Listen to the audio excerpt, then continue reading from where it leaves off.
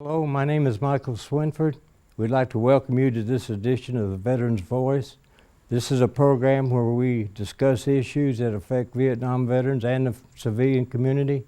We also discuss things that have happened in the past and things we're looking forward to in the future.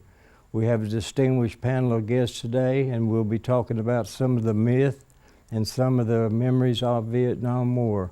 We'll be right back after this.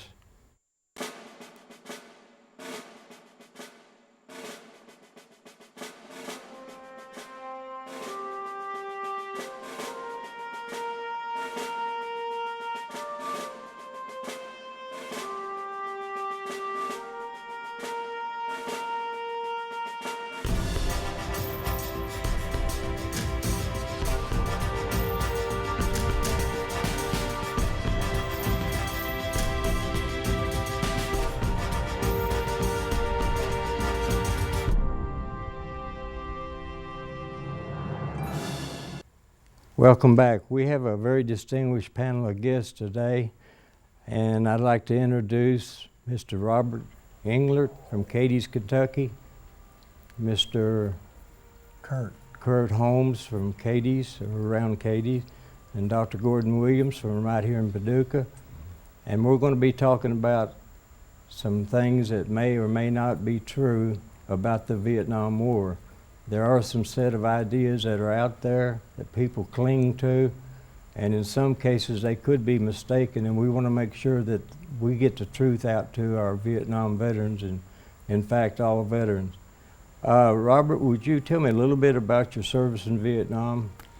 Well, I was with the 1st Cavalry Division. I got in country on October 25 of '69 and was there 1 year. I worked in supply. And I was at Benoit Army Base about 50 or 49 of those weeks. That's good, because without folks like you, the guys in the field couldn't do their job. It was a team effort. Yeah, that was our job. And a lot of good men working long and hard and sometimes under bad conditions, getting parts and supplies and such. That's why the NVA and the Viet Cong wanted to injure people. They'd rather injure a soldier than kill him, because it takes a lot more people to take care of a wounded soldier than it does to take care of a soldier that's been killed. Yeah. So, and I think American then and now is very dependent on technology and machinery and equipment to where they need it to do their job. Right. Mr. Holmes, what did you do in Vietnam? I was OCS graduate, artillery OCS. I served in Vietnam. I was in country right after the Tet Offensive, which would have been 1968 February, and I left in '69 in February. I was in a 105 Toad unit. I started out in the 1st Infantry Division in the 3 Corps area. They transferred my battalion to the 23rd Artillery Group, and we just went around. We have gun, we'll travel. Mm-hmm. We had two guns, 2 howitzers in 2 different Special Forces A camps, and we shot artillery support for the Special Forces as they patrolled along the border of Cambodia. Dr. Williams, what was your service like in Vietnam? Well, I was drafted out of school. I was in training at St. Louis University to be a psychologist, and I was drafted out of school. So after basic training, the Army decided they were going to assign me to the chaplaincy program. Background in psychology will have you guard the chaplain. So I got to Vietnam in August of 1969 and was assigned to the Army's AmeriCal Division, the headquarters battery for artillery. My commanding officer made it known to me quite early on that everybody's secondary MOS was 11 Bravo infantry. So I ended up doing a little bit of everything. We had either 11 or 13 fire bases operating with the AmeriCal infantry troops, and I spent a lot of time out on fire bases. Chu Lai was our base camp. My Lai was right down the road from where we served. That was one of our units that got involved in that situation. So I did a lot of different things. Do any of you know of any misconception that's floating around that you've heard ever since you left Vietnam that could possibly be false information? Well, I'll tell you one thing that comes to mind to me, and I've heard it from some other veterans. We've heard so much about the abuse of returning Vietnam soldiers, and I'm speaking for myself. I ran into nothing. I came into Oakland and flew to Dayton, Ohio in uniform, and I'm not saying there was any parades, but there was no active abuse either. Now I know that's not always the case, but it's not always the case either. Right. I'm sure there's been times when things really happened that were bad for the returning soldiers because there was such an anti-war sentiment in America. But as far as the scope and range of it, I think is more narrow than wide. Yeah, let me make a comment about that. I think most everybody's familiar with the book and the movie Forrest Gump, and there's a fascinating story behind the naming of that book and that movie. A fellow by the name of Winston Groom, who was a second lieutenant, and I've forgotten what unit he was in, but Groom, when he left Vietnam, he still had 6 months to go, so he came back to the Oakland Army base. And he was fitted with his dress greens. And as he got ready to go to the San Francisco airport, the people working at the Oakland Army base said, "Sir, I think you better reconsider wearing your greens over there." And he said, "Why?" And they said, "Well, the San Francisco airport is triple tiered, and in the last 2 weeks, protesters have been dropping vats of pig's blood down from the upper tiers onto the people in their greens." So he said, "Well, what am I going to do?" And the worker said, "We've been telling everybody to get a group of guys and catch a cab and drive to a department store up the road here." And he said, well, what's the department store? What's the name of the place? And they said, Gump's Department Store.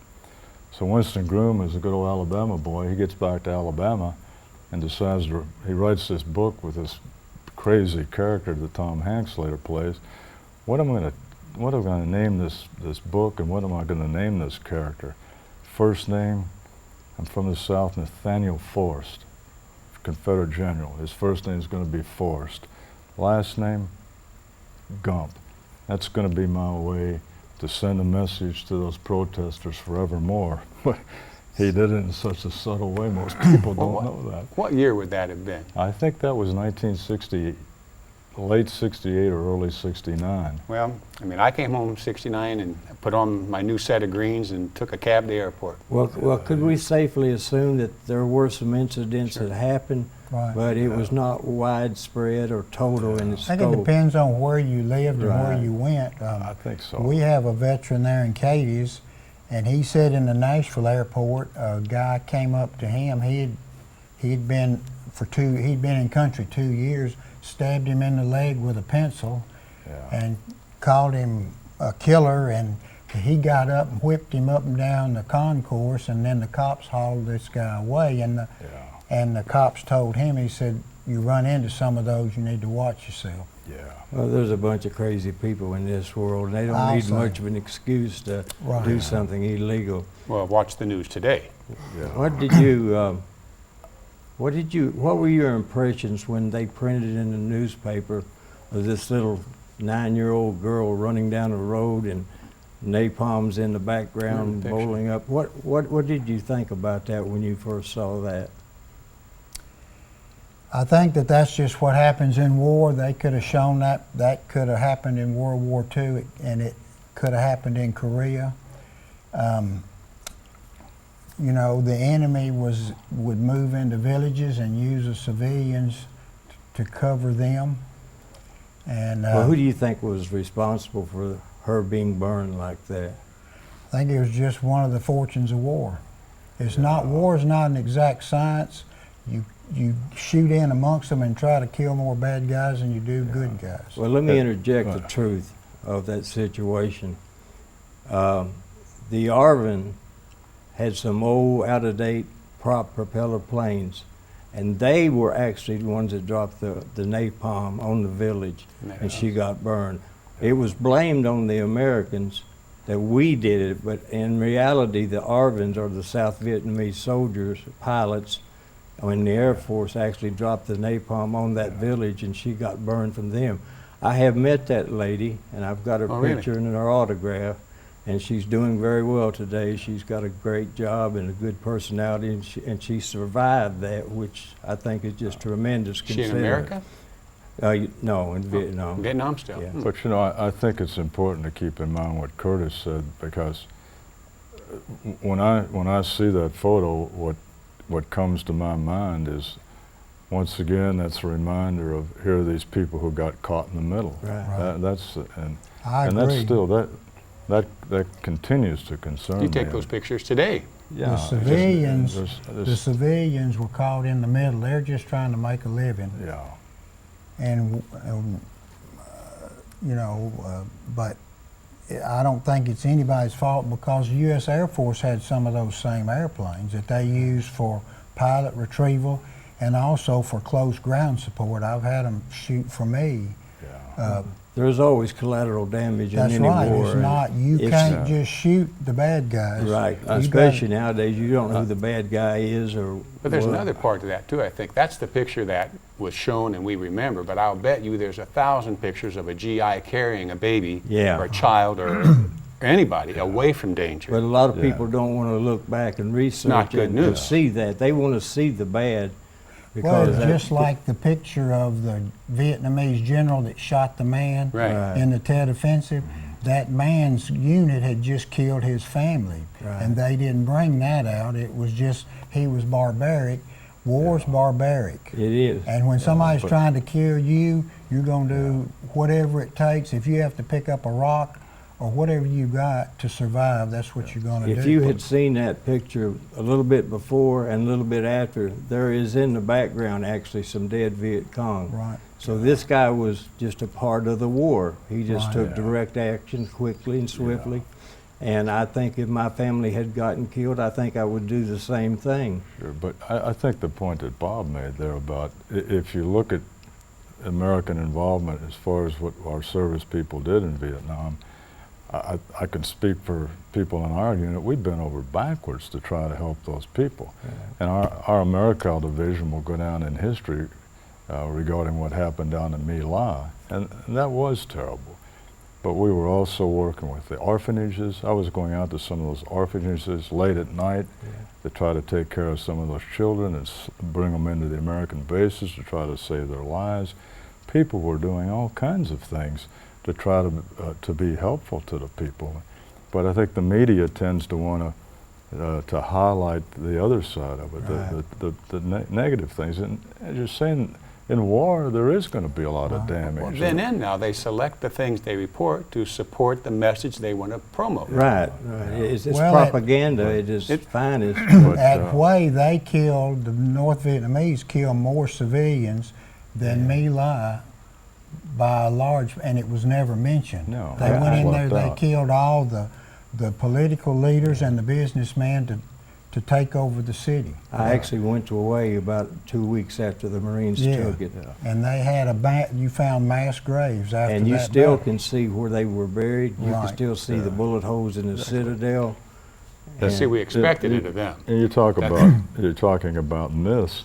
I think most people would be surprised to know, and you've been back to Vietnam yourself a number of times, if a Caucasian person flies into Vietnam, the Vietnamese are initially leery until, if they find that you speak English and you're American, for the most part, you're welcomed. If you speak Slovak, if they find out you're Russian, they don't want anything to do with you. Their former allies, the Russians, were notorious for being mean and pillaging the countryside. And the Vietnamese look at us, irony of ironies, even though we were there fighting and tearing things up, they still see us as being good-hearted, kind people, and they now welcome us back. It's an incredible turn of events where the former enemies, the Americans, are welcomed back by the Vietnamese. The former allies of the Vietnamese, the Russians and the Cubans, stay out of here. We don't like Well, you having people." gone back several times, I've talked to the enemy that we had, I've talked to the allies that we had, and strange things are happening in Vietnam, and most of them are positive. It's still a communist country, but Ho Chi Minh City or Saigon is wide open, and it's very beautiful in Hue and Da Nang. They're building multi-story hotels, but the thing that impressed me, their favorite song of the Vietnamese people is Stevie Wonder's "I Just Called to Say Hello." Now, why that is, I'm not sure, but they play it every day at least 30 times. And the second thing they wanted was copy of the Battle Hymn of the Republic. Oh. And of course, I didn't have that information with me the first time I went back in '93, so I had to try to piece that together by my memory, and I don't know what they got, but that's what they wanted, because for some reason it was encouraging to them. And they do welcome us back, but I think it's more economically motivated than any real care about us or thoughts about us, because they thrive on money, which everybody else does also. But you can't blame them for that. But No.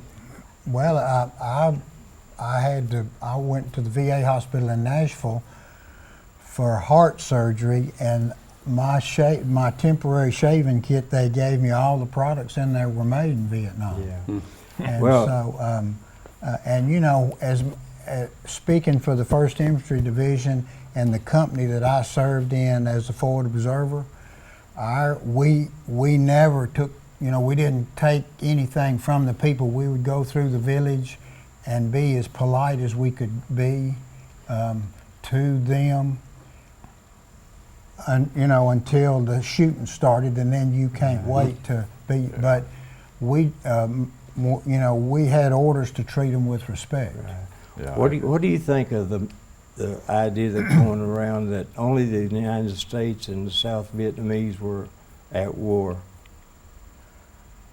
Personally, in this one ground attack that I was in, we killed Chinese advisors for the North Vietnam Army.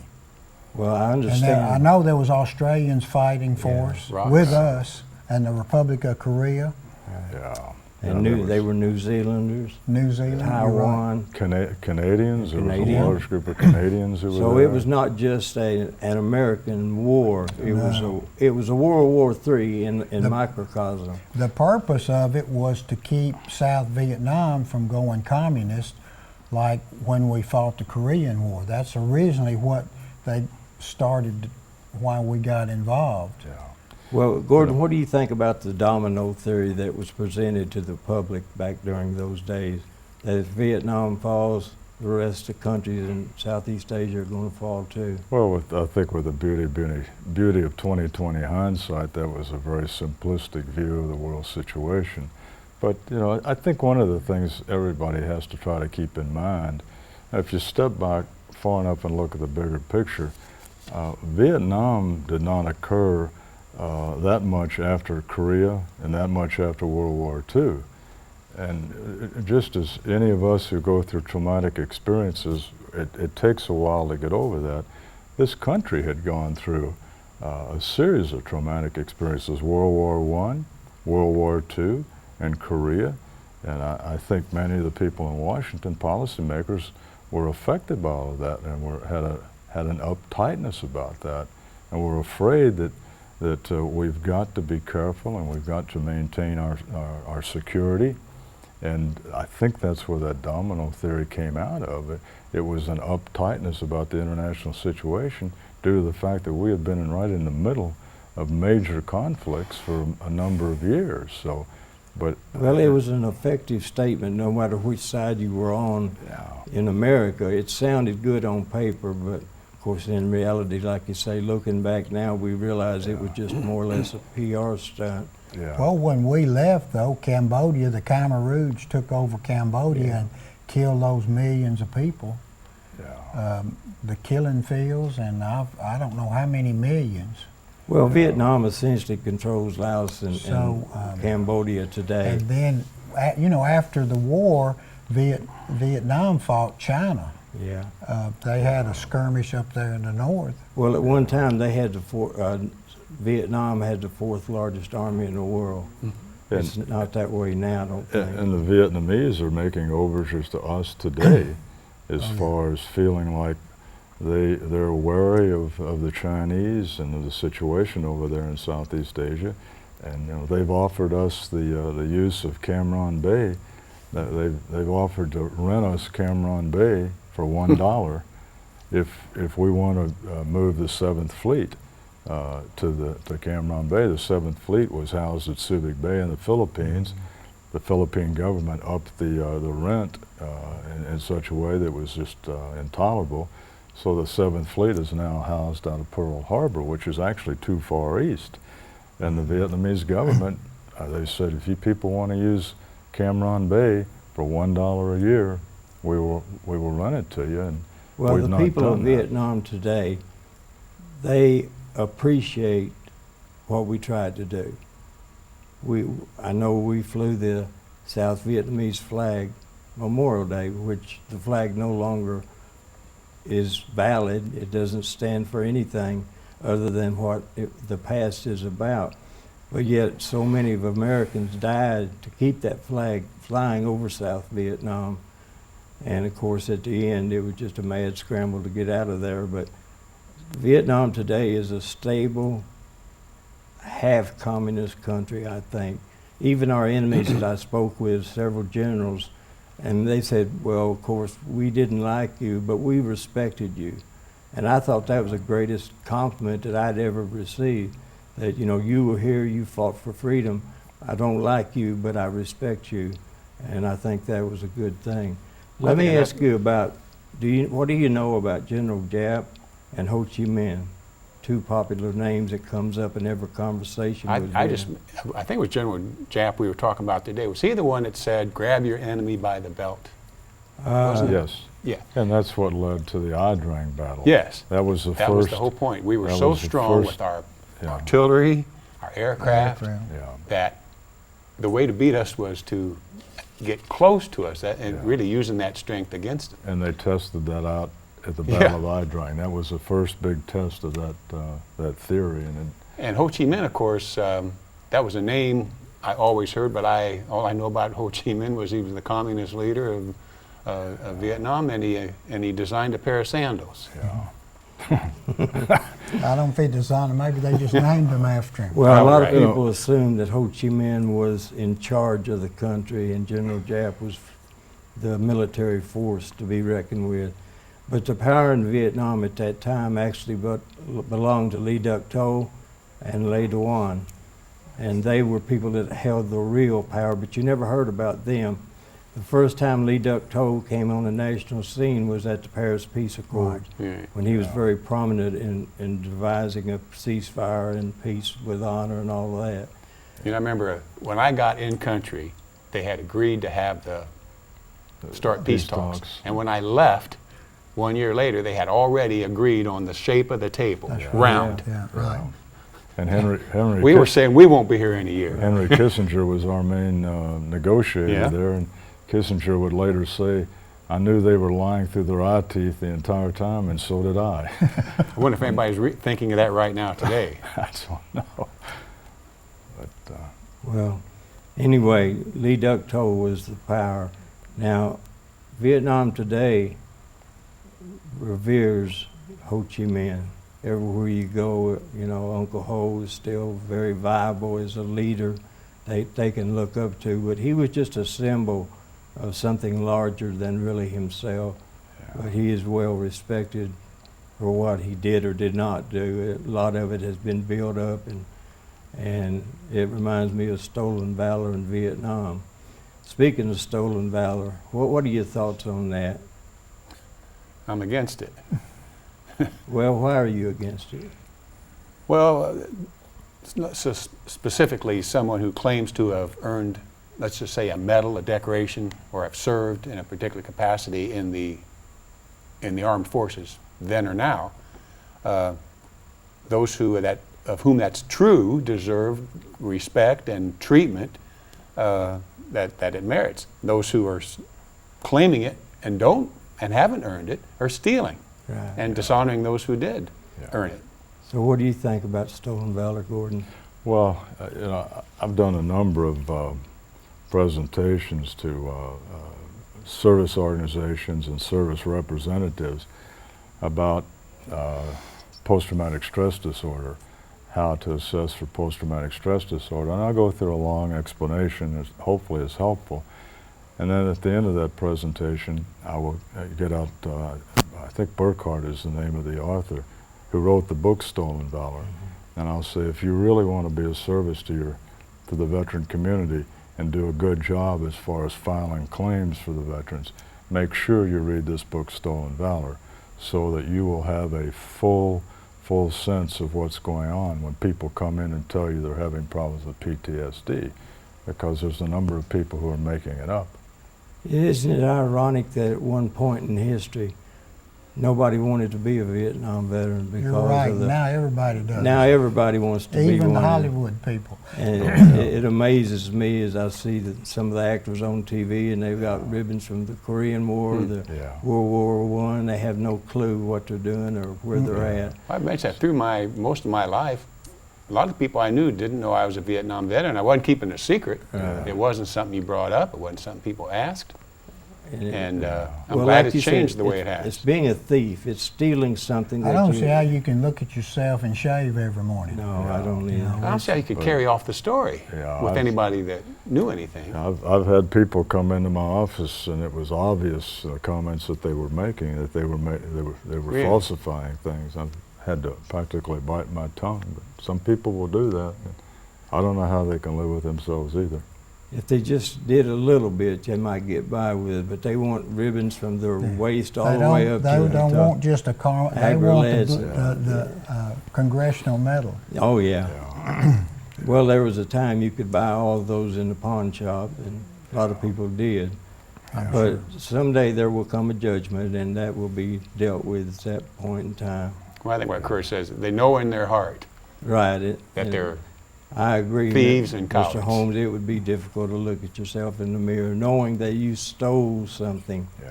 And a lot of these people are high position in the community. They're senators and congressmen and...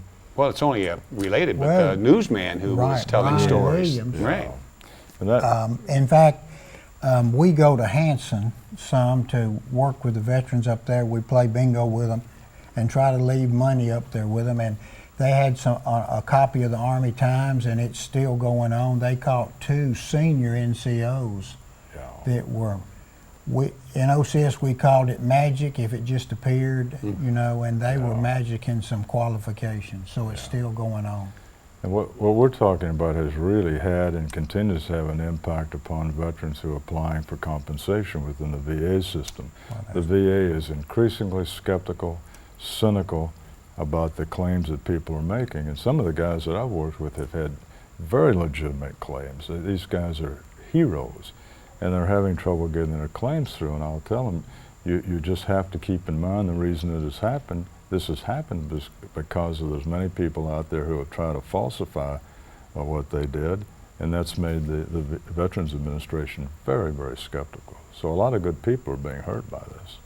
Well, gentlemen, you've presented some very good ideas today. We've dispelled some of the myths and clarified some of the misconceptions that are out there. We appreciate you being here today. This is part 1 of 2. We'll be filming the second part later on because there's a lot more that we can discuss. So I will invite you back for another session in the future sometime. But thank you personally, Robert, Curtis, Gordon. Thank you for your insight and your expertise. And I enjoyed being here. thanks for being with us on Veterans Voice.